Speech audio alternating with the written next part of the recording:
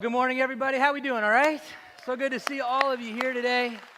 Welcome. Thanks for showing up. Everybody on the other side of the camera as well. Thank you for staying connected with us online. Well, before I dive into our talk today, as we continue the series with God, I just want to take a couple minutes just to celebrate what God did among us last week on Easter. You know, a year ago, this place was shut up. It was quiet. It was empty. But this Easter was a different story. It was packed with people. Had over 1,000 people come back to church last week. Can we celebrate that? But what's even better than that, gang, is this, that 67 people last week made a decision to become a follower of Jesus Christ. Come on, that's what we're all about. Come on, that's what fuels all of our vision around here, to inspire people to become fully surrendered followers of Jesus Christ. And I just want to thank our amazing staff and all of our serve team leaders and our small group leaders and small group members and serve team members. Because of you and your sacrifice, man, you showed up so big. You invited like crazy. You give so generously. You serve like crazy around here. So I just want to thank you and let you know it's the honor and the joy of my life, along with Becca, to lead such a wonderful faith community. So come on, can we just give God praise for what he's done among us and is going to continue to do? Gang, this is how great moves of God are built. This is how great churches are built. They don't happen by accident.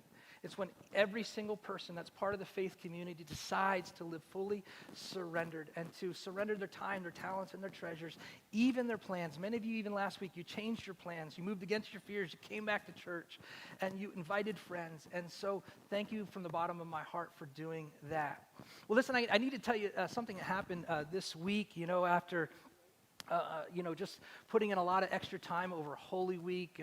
Beck and I decided to just shut down the office last Monday and just give the team a break. And by the way, make sure you go and, just give, a huge thumbs up or a pat on the back to you see some of our staff working around here today. They're just amazing. Their sacrifice, the way that they serve you, the way they serve this community, how they're for God and for the Poconos. Make sure you show them some love. Send them a text.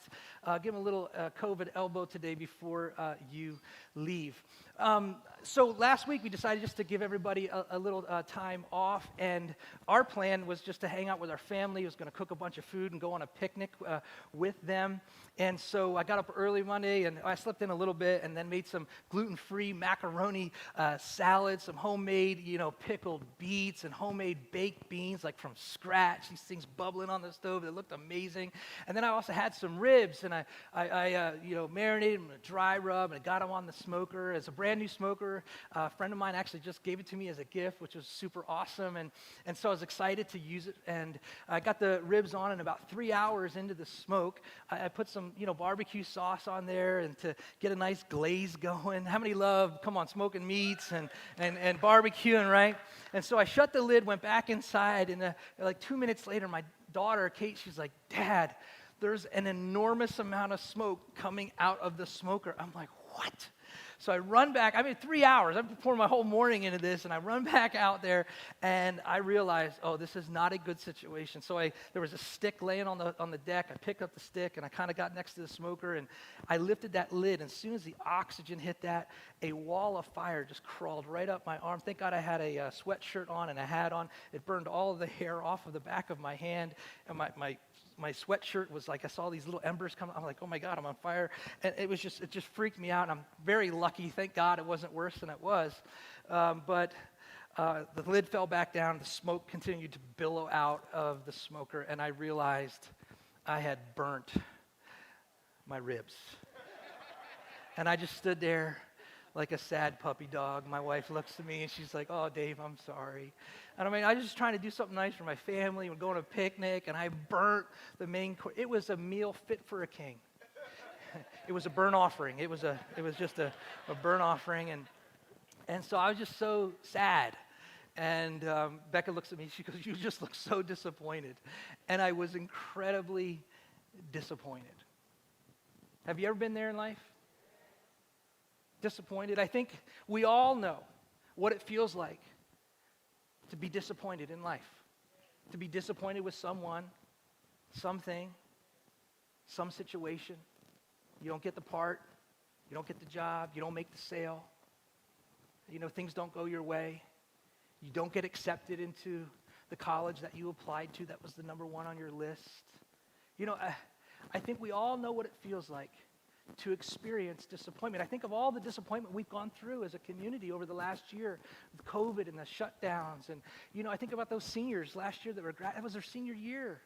No prom, no graduation, and who knows what's going to happen, graduation this year. I don't know if there's a prom or not. Actually, I think there is one. And rumor has it around my house. But I just think of all the disappointment that so many of us have gone through. Kids not in school, trying to get back to school, trying to get your business back open. Some businesses didn't even make it. But disappointment goes to a whole nother level when you become disappointed with God. When it seems that God has abandoned you, He's gone radio silent, your prayers are bouncing off the heavens, nothing seems to be happening. I know so many couples, more than you would think. They love God, but they're struggling in their marriage. They're praying. They're getting therapy. But nothing seems to be working, and God isn't healing the marriage, and experiencing disappointment. I know other couples, more than you would think, that long to start a family, but their inability to conceive, the miscarriages, the adoptions that fall through the last minute, and people are wrecked and just left with devastating disappointment. Today as we're continuing in part 2 of our new series, With God, this series is based on a statement that Jesus made to a group of people that were facing an impossible situation. And He was real with them, and He just said, listen guys, with men, this is impossible. But with God, all things are possible. And I'm just here to remind somebody today, no matter what you might be going through, that with God, all things are possible. Can we give Him praise today, church? Come on. With God, all things are possible. That there are these times and situations that we face and we just look at it from our own human perspective and vantage point, and we say, this is impossible. I don't know how I'm going to get through this. I don't know how I will recover from this. But we're reminded today that with God, all things are possible. And in this series, I want to just share with you some of my deeply held convictions and my thoughts, my beliefs of why with God all things are possible. But to begin, I just want to ask you to think about something and be painfully specific. What situation or circumstance has brought you the most disappointment in life? What is that painful experience or disappointment that you realize you may never be able to understand or get over? Whether you're a follower of Jesus or not, or whether you're new to faith and new to the whole church thing, or maybe you've got some tread on the tires and you walked with God for a long time. What is that situation? What is that circumstance where you've experienced disappointment with God? Because I'll tell you this, sooner or later, as you follow God, as you walk with Him, you will experience disappointment with your Heavenly Father. That disappointment will lead you to raise troubling questions about God. Who is God? What is He really capable of doing or not doing? Is He there? Does He even seem to care about me or my situation? One of the things that I've come to realize about people that claim to not be believers, to be atheists, is that if you really talk with them, you will discover they have a pretty good reason why. That I don't think it's just because they're trying to be avant-garde. I don't think it's just because, it's the in thing to do. It's in vogue to be an atheist. No, if you really sit down and talk to God to hear me. Listen to this. When I was in distress and I would not be comforted, I remembered you, God, and I groaned and I meditated, yet my spirit grew faint. You ever been there before? Asaph, he doesn't tell us what was really going on. He doesn't tell us what his situation was there. It might have been in the pain of an incredible loss in his life. It might have been an illness or the breakdown of a marriage. It may have been the betrayal of a friend. An impossible situation involving one of his kids. Could have been a financial loss. We don't really know what it is. But he was all tore up inside. He goes on and he says this in Psalm 77:4. You kept my eyes from closing. You kept my eyes from closing.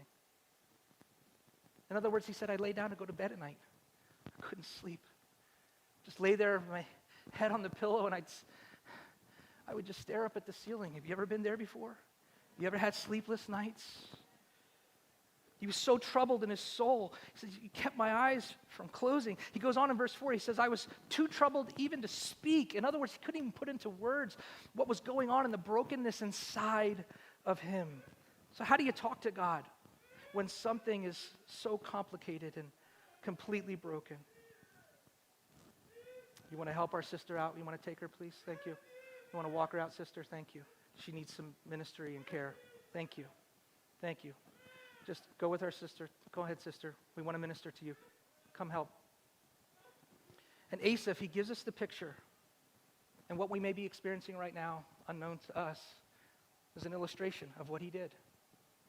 The first thing that he did, the first thing that you should do, the first thing our sister's doing right now, is to cry out to God in prayer. You cry out to God in prayer. When you experience great disappointment, the first thing you do is you cry out to God in prayer. In Psalm 77:1, as I read, it says, I cried out to God for help. I cried out to God to hear me. And I think what we should do right now, as they're trying to minister to our sister, let's just pray for her. Can we do that, church? If you're watching online, there's dear sister in the audience, overcome with grief. Exactly where Asaph was so many years ago, where many of you might be right now. So as they try to minister to her, let's just pray. Heavenly Father, we just hit the pause. We hit the pause button right here, right now. I pray for our sister. I don't know what she's going through. I pray that you would calm every fear, that the sweet peace of God that passes all understanding would wash over her heart, her soul. God, we never know what someone else is going through. We never know what battles they are facing. So we not only pray for her, we pray for everyone in this room that might be going through exactly what we're talking about right here and right now. I ask you to speak peace. I know your Spirit is working and wants to work. God, you are a God of order, not a God of disorder. You're not a God of chaos, but one of order. So I pray for a sweet peace in your presence over the remaining time we have together. It's in your name I pray. Amen.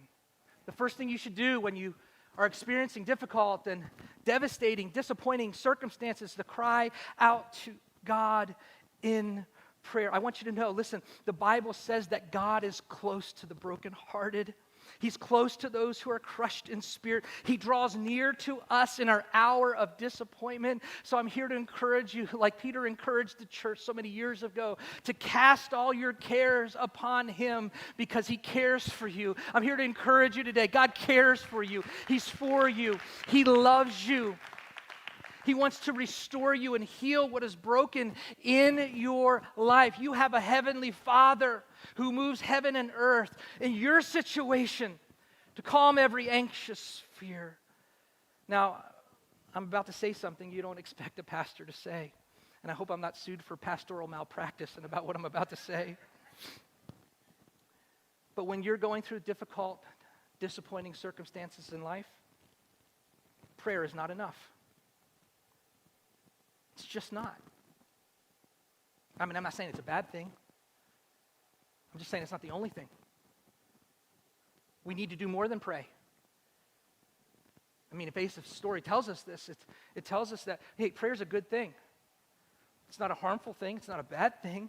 It's just not enough when you're going through, when you're overwhelming disappointment. Because Asaph prays, we just read it, but yet he feels nothing. His spirit still felt faint. He doesn't sense God hearing his prayers. He doesn't sense God moving. He's unresponsive to, have you forgotten me? And he begins to lead him into a series of really hard, haunting, shockingly real questions that you would never expect to be included in the Bible. I mean, look what listen to the questions that he asks of God, even after he prays. In verse 8 and verse 7, will the Lord reject forever? Will he never show his favor again? Has his unfailing love vanished forever? Has his promise failed all time? Like, God, are you a promise keeper or are you a promise breaker? Whew. That's a real, raw, unedited question. He goes on in verse 9, has God forgotten to be merciful? Like, God, have you experienced some kind of heavenly amnesia and you forgot how to be merciful and good and kind? I mean, I love you and I'm seeking you and I'm praying to you, but nothing's happening. Where are you, God? What's going on in my life? Why won't you answer? Why won't you respond? Why won't you be merciful? Have you forgotten how? Has he in anger withheld his compassion? Like, are you just writing me off, God? Have I done something so terrible and so awful that you're just going to like blow me off? Are you withholding your goodness and your compassion?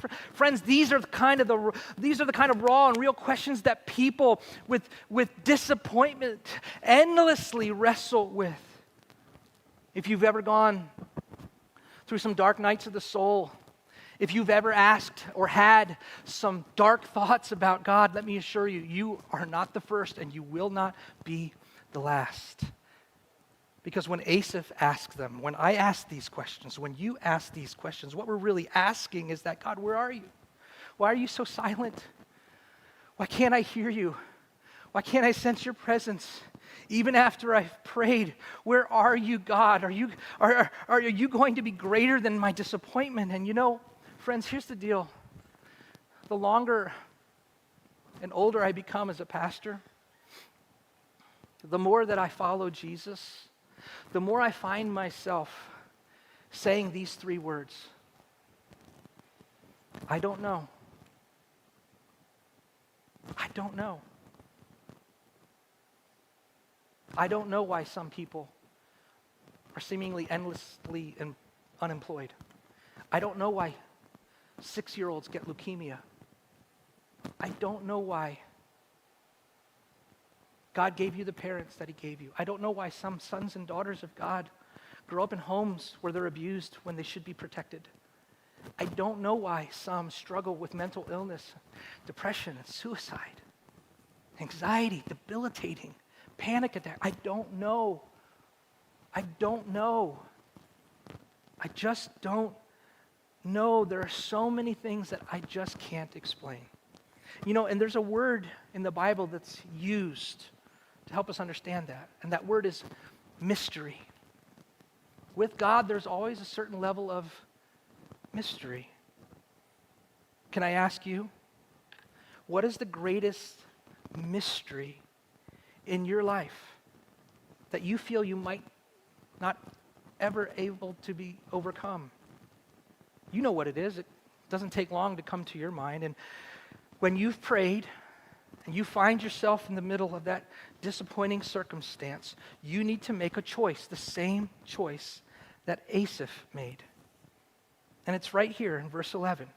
He says this, yes, I will remember your miracles of long ago. I will consider all your works and meditate on all your mighty deeds. When you find yourself in deeply disappointing circumstances, and after you've prayed and you come to realize that prayer is good, but it's just not enough, the second thing you need to do is to remember that God is working while you are waiting. God is working while you are waiting. Asaph, he wasn't just content to pray about it. He chose to focus his mind on God, that when God was silent and nothing seemed to be happening as he was in that in-between time waiting on God, he chose to remind himself that while he's waiting, God is working. That when you are waiting, when you are hurting and you're confused and you need a miracle, you need to focus your attention on God. The Bible says, fix your eyes on Jesus. He's the author. He's the finisher. He's the perfecter of your faith. You just keep your eyes on Jesus. Get your eyes off yourself, your own pain, your own hurt, your own questions, your own doubts, your own fears, your own anxieties, and you start to get your eyes on God. And whatever you focus on becomes bigger in your life. And when you get your eyes off your problems and on your Heavenly Father, you begin to remind yourself how good, how powerful that our God is, that He is for you. He is not against you, and He is able to do the impossible, because what is impossible with men, come on somebody, is possible with God. Asaph says, I will remember the mighty deeds of the Lord. And then he launches into this beautiful memory of God. I won't take time to read it all to you, but this beautiful memory of God in the past, where the people of God were trapped at the Red Sea. Do you guys remember this? Remember when they were trapped after 400 years of slavery under the hard heart of Pharaoh in Egypt?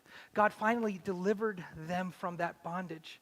And as they were exiting Egypt, Pharaoh changed his mind and began to pursue them. Here now they were, over 1 million strong, standing at the Red Sea, mountains to their left and to the right. Pharaoh breathing down their neck, and they're in front of a Red Sea. They can't go over it. They can't go around it. They can't go under it. And it seemed at that moment that God was, well, silent. Oh, but with God, all things are possible. And in that moment, God made a way where there seemed to be no way. And He parted that Red Sea, and they walked across on dry ground.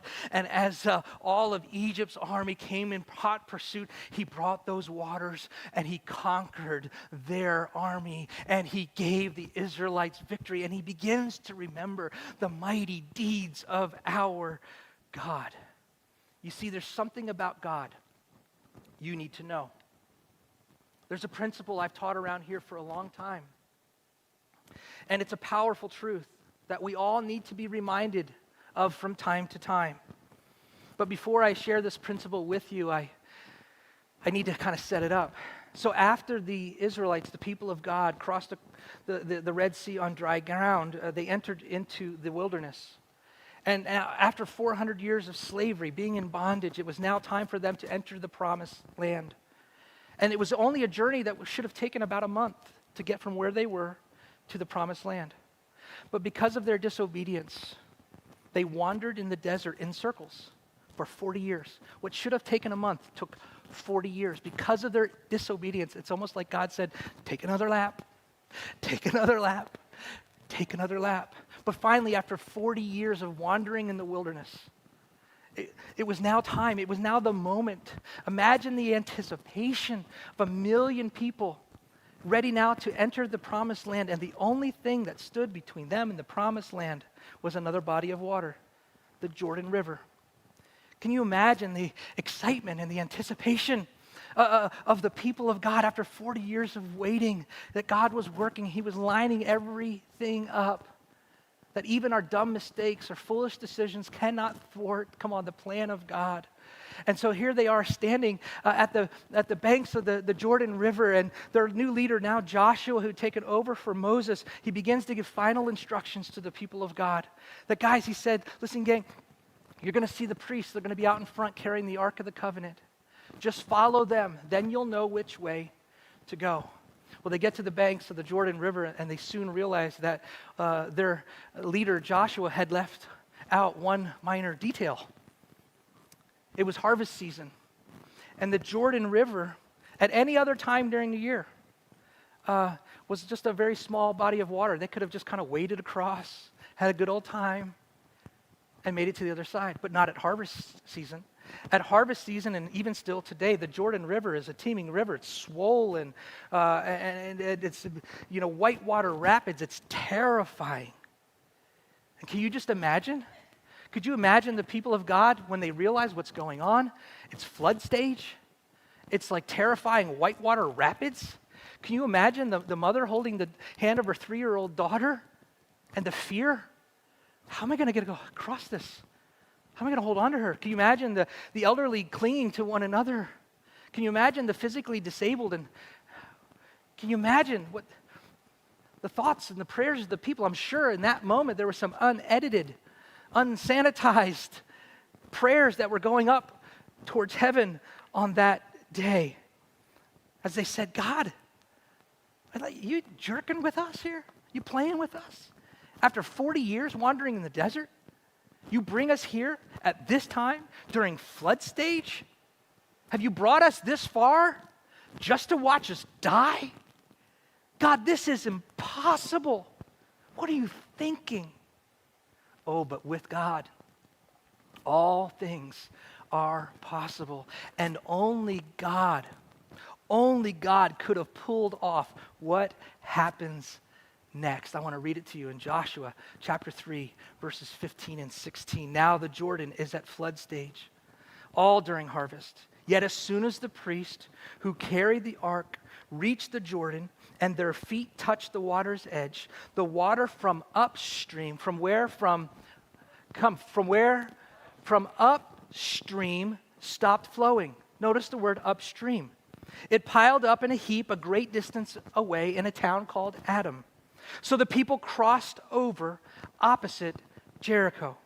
Notice the water stopped flowing upstream in a town called Adam. Now, most biblical scholars agree that town, from where the Israelites were standing, that town Adam was about 19 miles away. And so God, imagine this, he's performing a miracle 19 miles away. There's no way they could see it. It's too far. It's out of their sight. At 19 miles away, and when the miracle started, they couldn't see it, and it would take some time for that water that's piling up to run dry.